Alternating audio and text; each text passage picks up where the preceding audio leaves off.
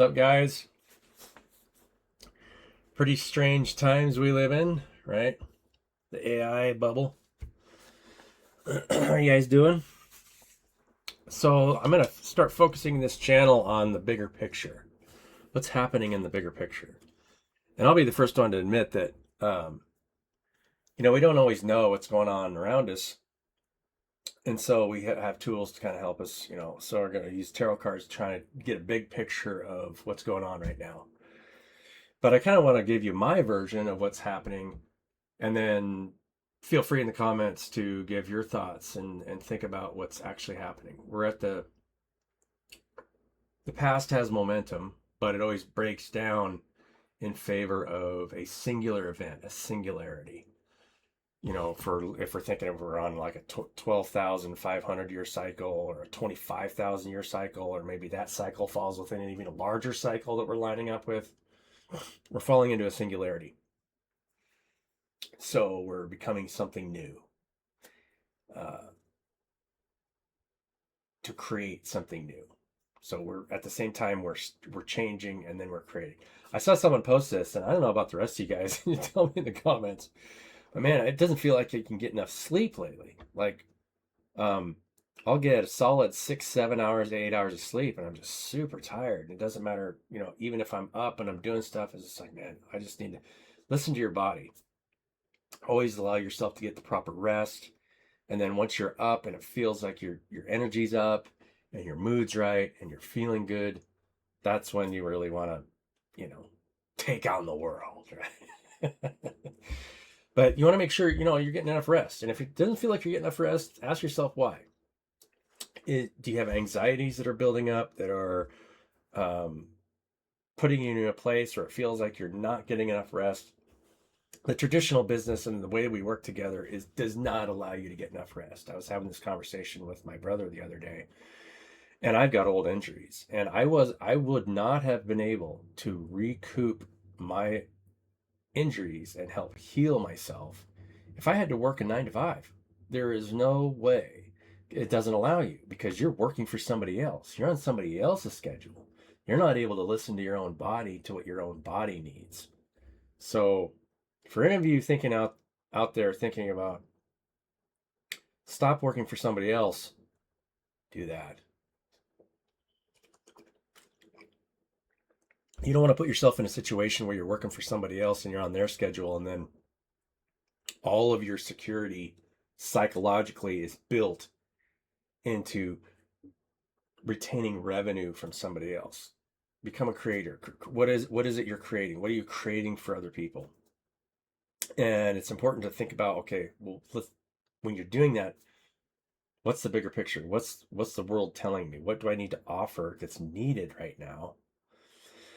And I just had a meeting with a podcaster who wanted to get me on a podcast and just wanted to do a pre-podcast episode. And that pre-podcast episode, of course, was always dealing with AI. Everybody's focused on AI because, there's a lot of people out there making hundreds of thousands, if not millions of dollars through AI, whether it's AI created content or some other avenue, but it's still artificial.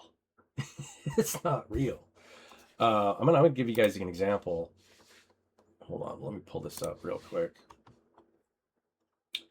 That I used AI for, and this is one reason why I've stopped really kind of using it. And it's AI doesn't have any way of sensing my emotions, the way I'm, expressing myself, the feelings that I have behind the words. There's about 10 different ways of saying no, and about, I don't know how many there are, but there's a lot, right? So I wrote this really,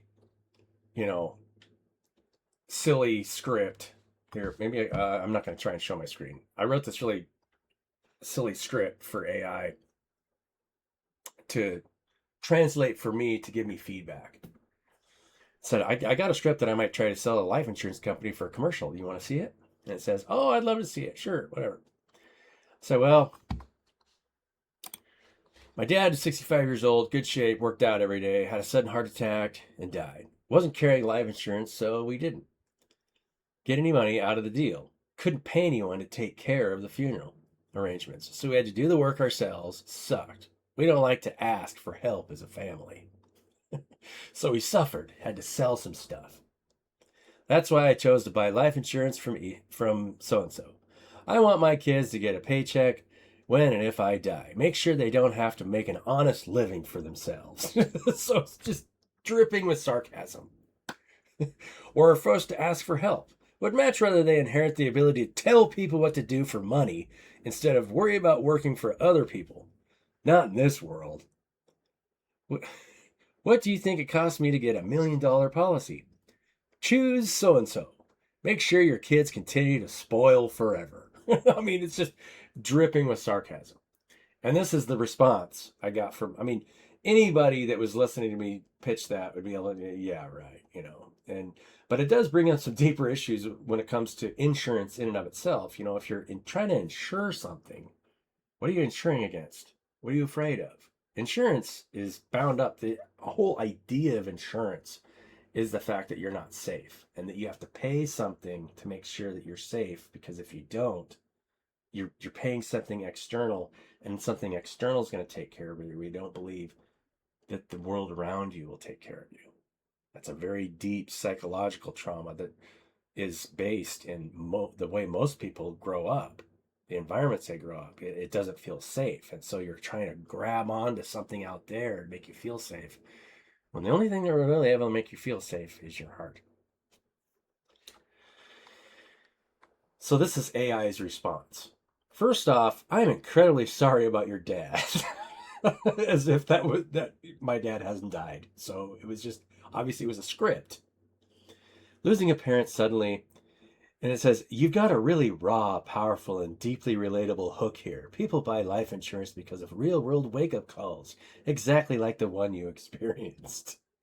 Since you're aiming to sell this, what works great, and then it bought into this thing, hook, line, and sinker. I had no idea that I was being sarcastic in any way. And then my response, and then it gives me this whole rewrite and, try to give me a visual, a person looking at an old photo of their dad working out, went over at their own kids playing, whatever. And so I said, wow, this is why I don't recommend people use AI language models. Language models have no idea what is intent behind each word.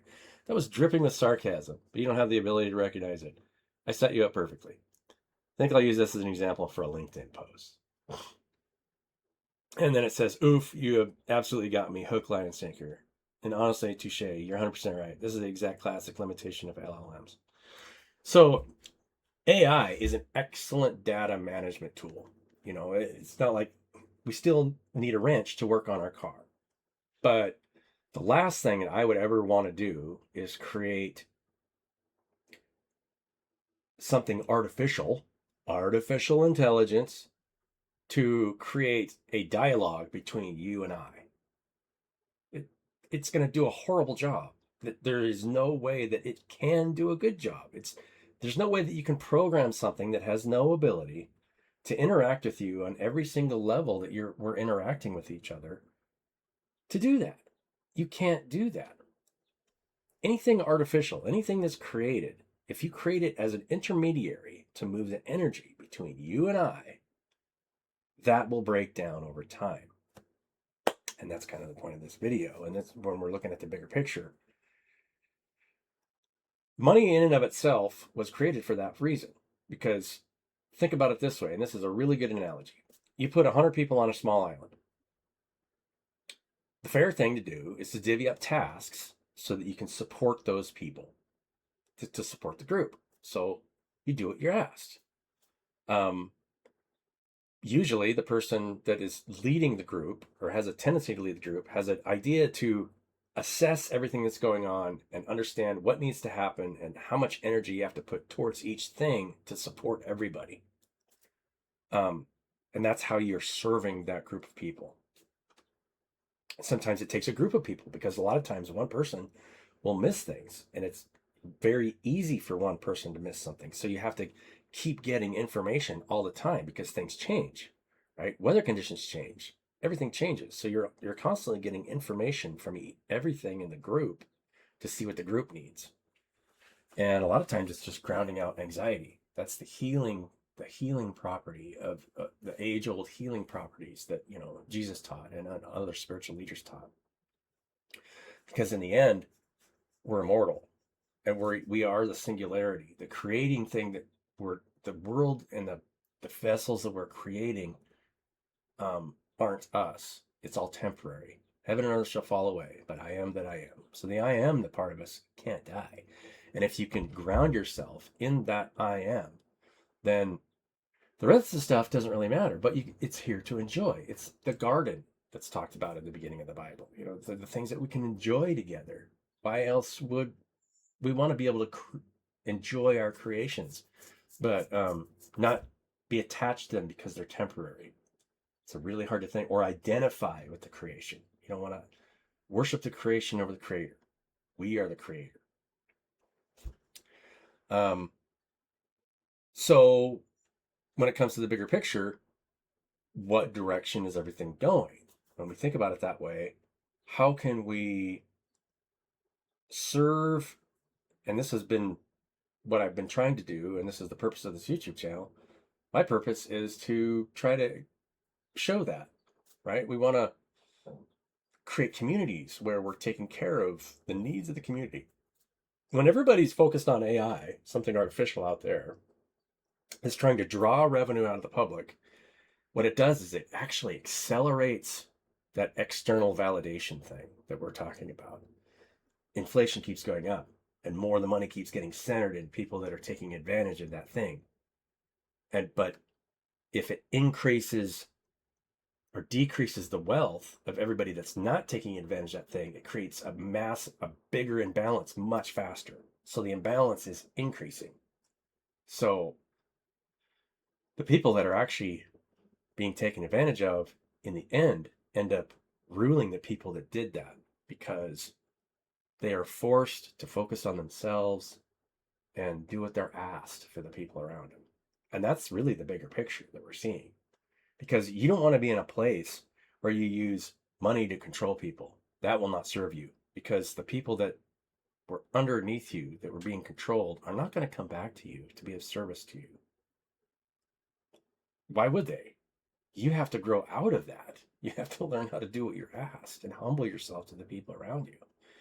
At the end of Revelation, it's pretty clear that everybody is in, people are purified in white robes, and actually it's numbers vast, but the last ones to get to that state, unfortunately, are people that used something external to control somebody else. They don't want to, you know, the reason that you want to create a large financial wealth profile is so that you can do what you want. You don't want to have to surrender to the needs of yourself, the larger organism out there. So I get that out of the way. We'll find out if the cards support this. So let's pull some cards, see what the cards say. How well are we healing? What point in the journey are we at? How can we understand ourselves better? So the intent of the cards will speak for themselves.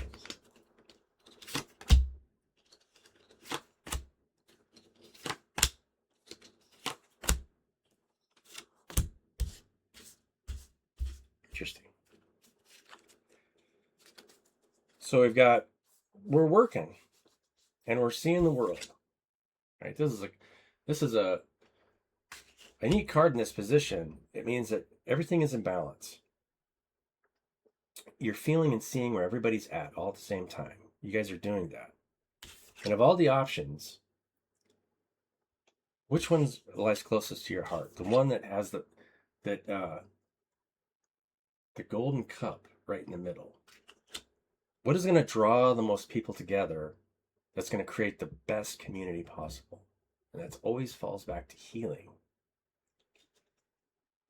And so we have a little bit of youthful energy, some youthful wand energy in that direction. and possibly some collaboration in the near future on that front. Because if you can bring people together and you can line them up and you can heal them of anything, if you watch my last video, if you haven't seen it, what could possibly be a better attractor? Then you start doing what you're asked. And then as communities grow bigger and people learn that fundamental property, then you start to understand what you're most being asked to do from your higher self is to ground out any kind of anxiety in the body so that the body can heal. What's the point of living if you're not doing it in a healthy, if you don't feel good when you get up in the morning, if you don't feel good when you're in front of somebody, if you don't feel, I mean, everything, and when you're filling yourself full of dopamine because you have too much maybe external income or whatever, so you can just dopamine yourself to death over running all over the place, so finding it's fairly meaningless. You want to share experiences with other people, and the only way to do that is to create a community where you're doing what you're asked. I don't get to share, and there was a purpose of why I quit my job. If you guys are familiar with my profile, why I quit my job in 2021, and it was the end of 2021,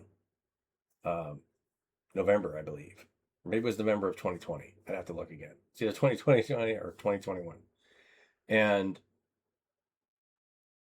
we weren't creating a family where I was working, where people were doing what we were asked. And when we asked for something, we didn't get it. And they didn't understand why we were asking for it. And just telling us what to do. And it created a lot of toxic dysfunction in that work environment. And I love those people. And it didn't matter who was in what position, whether they're in a management position or I was working directly with them. They were all good people, but we got stuck in a system that promoted what I just said. It's not healthy for any relationship. You know, if you're in a marriage where you have one person trying to control the other, it's not fun. You want to come to agreements together and decide what you want to do together. And if those things don't align, work it out.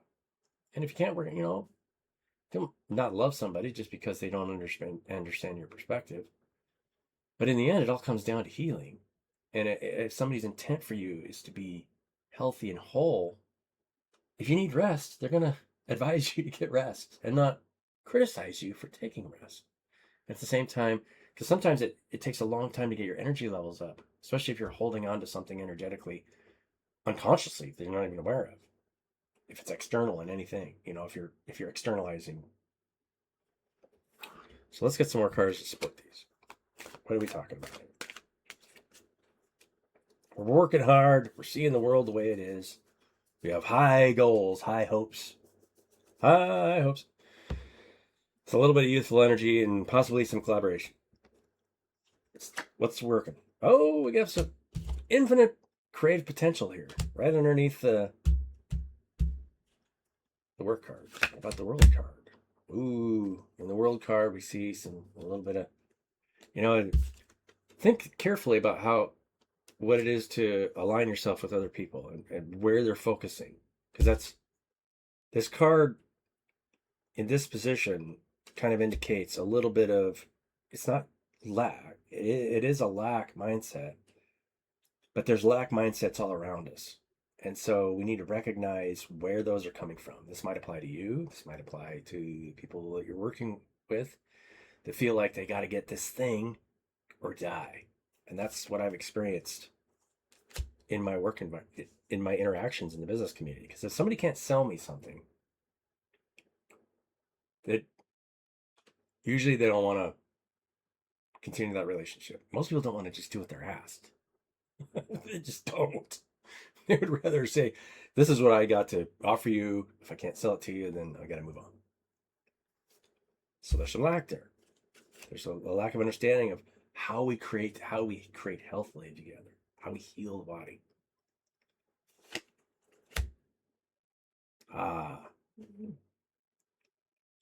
Seven of Cups. So the cards come up for the Seven of Cups when we're looking. See, we have the Six of Pentacles. One person's begging and one person's getting, and I came to realize a long time ago that we're sitting actually in every one of these roles. So there's a part of you that's being fed, that needs to get fed. There's a part of you, source, that's providing for that part of you that needs to get fed. And the other part of you that's not getting fed is dying. And that's how you get to the cup that you really want. What does the useful wand tell us? What does that tell us?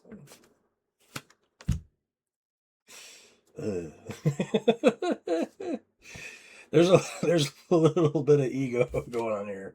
And like the other card, we exist in all these states. The part of us that understands that there's parts of us that have to be let go of. And there's parts of us that are crying, trying to hold on to something. But the part of us that's holding the sword of truth will always win. And sometimes it creates barriers with other people. The last thing you want to do is create this condition where people don't feel like they can walk back forward to you, because we're all blind to things, and a lot of times we don't even realize what we're blind to until later. Yeah, I think that's all I have to say about that subject. And we got a little bit of blindness here, as far as maybe we're not seeing something. When it comes to we got the Three of Pentacles here. Potentially somebody working towards something, but there's a little bit of which direction to go. What do we need to do in order to create that atmosphere where people feel comfortable working together? And it doesn't need to be one person speaking. You want to create a place where everybody can speak and listen to each other's perspectives. But if there's a lack of perspective between the group, then this blockage is going to occur. There's some blindness there. We don't know which direction to go, how to create together. What do we need to do together to create the most abundance for the most? And the most abundance for the most is grounded in our presence and our ability to do what we're asked for one another, to make sure that everyone's needs are met. But you don't want to feed needs that don't need to be fed. You want to feed the needs that will help us grow. So what's the outcome? How many cards are left?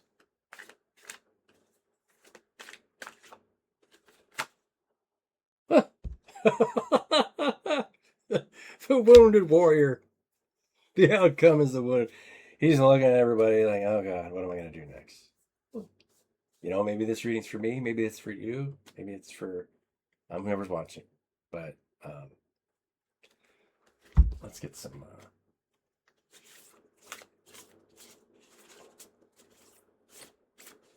But you're still standing. We're still standing.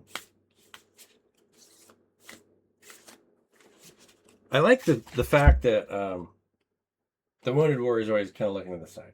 Like, there's a little bit of maybe they're out to get me kind of energy. And maybe that's why he's wounded.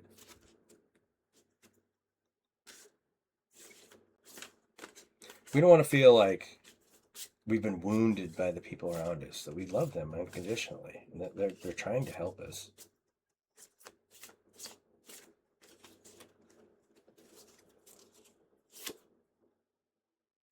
Wow, this whole deck's upside down. I'm not going to count that as upside down. Athleticism. I love this card. I don't know where I got this deck. He's doing a slam. I mean, Mouse is jumping from who knows how tall this garbage can is, slam dunking an apple after he got done eating it. So we're going to fall back on our youthful energy and how much we love one another to help each other grow. Love you guys. Hope you guys enjoy this content. I'm going to continue to make this kind of content more often. Not going to guarantee you when it's going to happen. Might upload videos from whenever, but love you guys. Have a great day. Set the right boundaries for yourself. Make sure you're not overextending yourself, but you can be in a position to advise people what they need to do for one another. Love one another.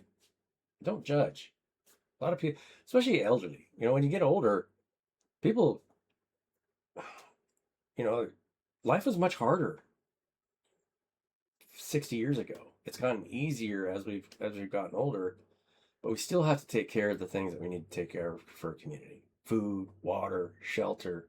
And so if you guys feel inclined, I do my best to provide for people that don't have food or water, primarily in Africa. There's many countries in Africa that are suffering. Gambia and Uganda are the two main countries that I help support from different people that live there. So if you guys find it in your hearts, you can send a donation my way or contact me through direct messaging, and I'll point you in the direction where people need it. And there are just people that have been, taking kids in as orphanages and helping kids, eat. Child shouldn't have to worry about where they're going to get their next meal.